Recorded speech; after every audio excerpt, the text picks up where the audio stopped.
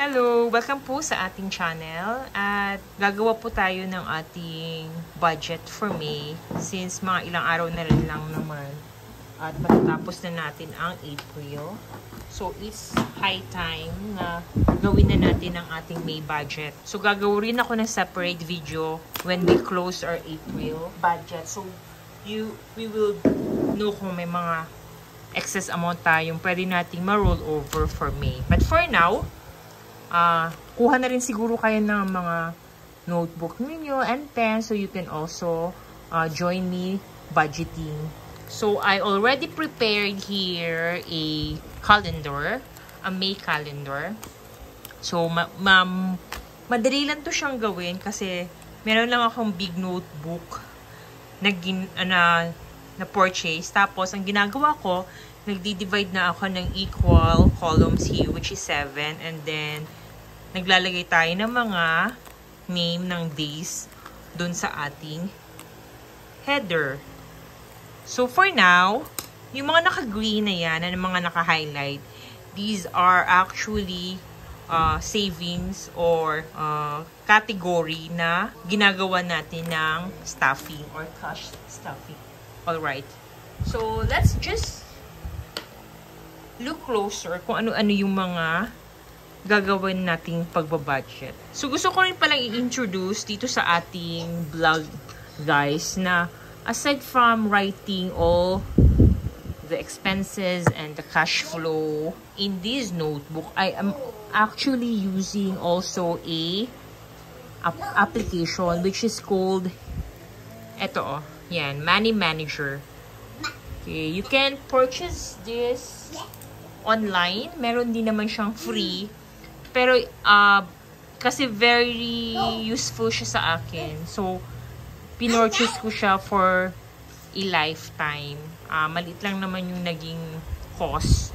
So, greenab ko na. Actually, parang mga 3 years ko na siyang ginagamit. So, gusto ko lang ipakita sa kanyo na mas mabilis mag-budget dito kasi nako-compute na niya agad yung amount. So, ano yung total budget, ano yung mga expenses. So, for now, pakita ko lang sa inyo yung April natin, nasa 97% na yung ating nagagamit or yung amount na na-spend natin against dun sa ating budget. So, meron pa akong remaining na 778.67.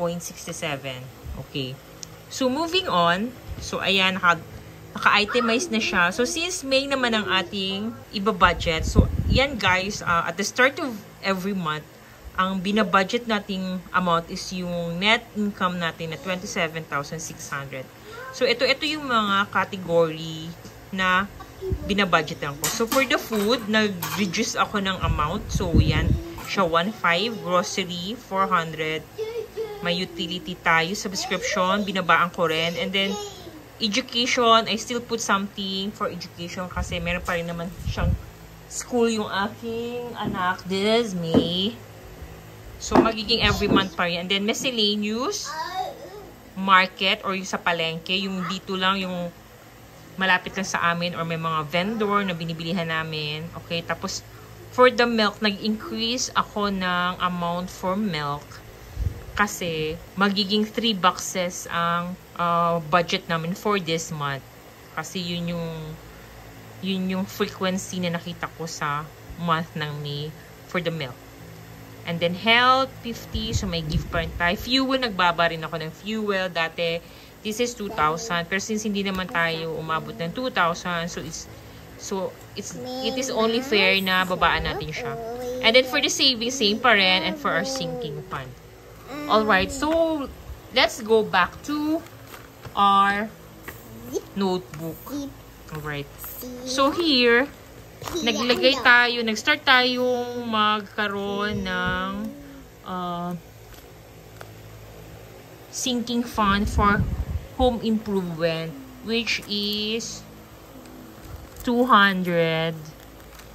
Okay, lagyan na natin dito, 200. Then, sa health, 150. And then, business. Naglalaro yung ano. Sige lang na. So, yung sa ating business, so, nagbigay rin ako ng 200 for that. And then, yung ating Valentine's, Naglagay ako dito ng 125 every month. Tapos yung caution natin guys, yun yung caution. Ang caution kasi for me, parang support system siya na, for example, may mga makukulang or need na amount para sa ibang expenses. Doon na kukuha kung talagang walang-wala na, ubos na yung ating budget. So, for caution fund, naglagay na ako dito. Binabaan ko siya kasi need ko talaga yung fund para sa milk, which is nasa 4,000 yung budget natin. Usually, nasa 2,700 lang yung milk natin every month. Alright, tapos meron tayo Netflix na $399. So, yung birthday fund. So, gusto ko na kasi isulat lahat, guys, para alam ko na yung mga itatabi kong amount pag nag-cash stuffing tayo. And then, nagkaroon din tayo magkaroon ng sinking fund for reunion, which is 100. Alright. Ayan. Tapos, sa give natin, nag-alat tayo ng nag-alat tayo ng 500. Okay. Yung ating telecoms, ang binabayaran ko every month is 1,506. So, nilagay na natin. Yung investment natin, which is online, yan siya. So, may 400. And then, I'm still keeping my subscription for iCloud, which is $499. Alright.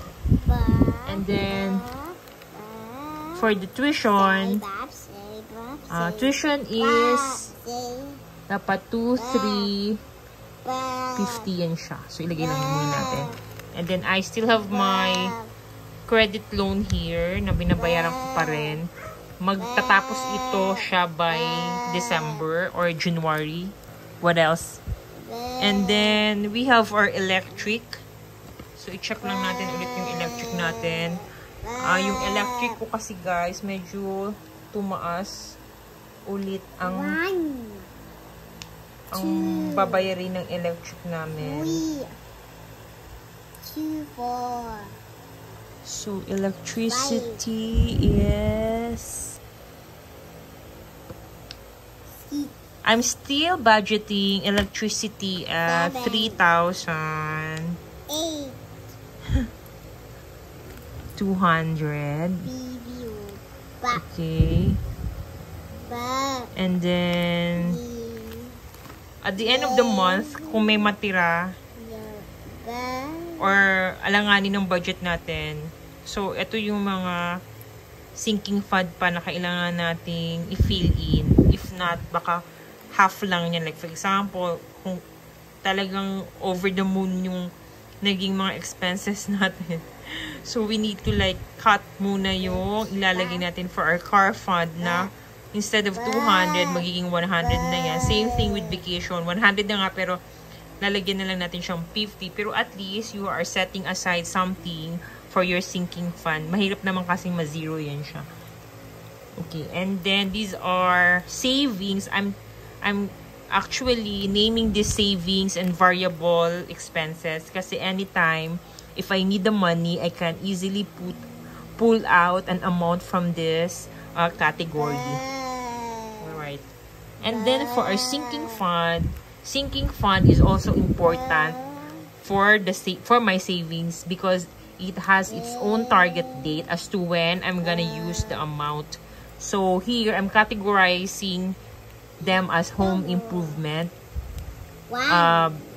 insurance, business, Valentine's, reunion, investment, and loan. So, for loan, I'm actually increasing the amount of loan to 400. You're right. Check natin ulit home improvement. 5. I have my insurance, my investment. Okay, business, Valentine's, reunion, loan. So, etong home improvement, I'll be siguro doing another video just to explain lang sa inyo guys kung ano yung sinking fund and savings na mini-maintain ko for this year. So, may mga top saving goals kasi akong need to meet up. And some of the sinking fund and savings are part of that amount na meron sila is to help support yung savings goals natin. Alright. So, yan ang ating budget amount for May. Alright, so kung hindi ka pa nakakapagsimula guys, mag-budget, magaganda talagang i-check natin ang ating mga expenses. For me, I'm happy actually ang naging outcome ng pagbabudget ko. Actually ginagawa ko na siya dito, pero this time kasi talagang strictly, I really monitor each of them. So, makikita ko talaga kung saan ako tumataas ang expenses, saan ako mas minsan, nahayaan ko lang lumobo. So, ngayon talagang in control na ako sa aking mga finances. Alright. So, it's really nice. So, sana sa inyo rin, gawin nyo na rin ito para malaman nyo kung ano yung mga dapat ninyong bawasan, ang gastos, at ano yung mga dapat mas i-focus ninyo. So, it's really important also na kahit maliit lang niyang sweldo mo or malaki ang sweldo mo, you have to always have a portion for savings. Kahit maliit yan, pero unti-unti lalaki din naman yan. Just like what I'm doing now. So, I'm also pala writing here, guys. There's an expected Shopee delivery for May that I ordered. So, it's at 288. So, I'm going to put this as a miscellaneous expenses. So, ni-write ko na para hindi ko na siya makalimutan. And then, for the milk, kaya 3 boxes kami this May. Kasi, nag-tag na ako di 1. So, ito 1. 2, 3, 4. Nag-open kami ng 2 boxes. Tapos, may papasok kasi ditong pang-3. So, hindi talaga siya pwedeng 2 box lang this May. So, kailangan namin mag-allocate ng funds for the MEG. So, yan muna guys for now. And then, I'll also be doing a video when I close my April budget. Until then, bye-bye.